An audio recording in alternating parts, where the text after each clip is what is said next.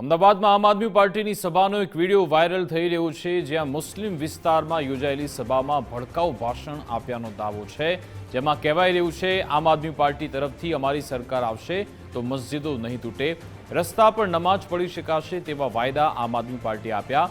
તેવું કહ્યું કે મુસ્લિમોની ચિંતા આમ આદમી પાર્ટી કરશે. કોંગ્રેસ ઓવેસી આપણા માટે નહીં લડે તેવી વાત પણ આમ આદમી પાર્ટી નેતા કહી રહ્યા છે. વાયરલ वीडियोમાં આમ આદમી પાર્ટીની મહિલા નેતા આ વાયદા કરી રહી છે.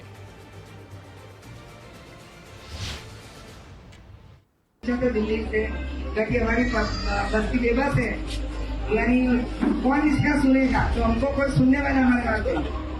दूसरी बात कि आम आदमी पार्टी जब सत्ता पे आवे ने जो मस्जिदों पे प्रहार हो रहा है, दरगाह पे जो तोड़ फोड़ हो रही है, तो वो आएगी तो दरगाहों का मस्जिदों का जो मसले होते हैं वो भी सॉल्व करेगी. सत्ता पे आएगी तो कि भाई मस्जिद नहीं टूटनी चाहिए, दरगाह नहीं टूटनी चाहिए.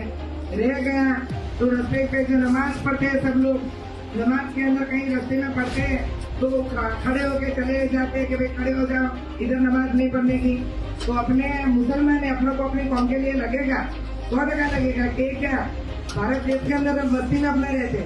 तो आम आदमी पार्टी ये भी काम करे कि भाई मस्जिदों में जो नमाज पढ़ते हैं बाहर जो खड़े कर देते हैं कि भाई खड़े हो जाओ, वो भी काम करेगी इंशाल्लाह.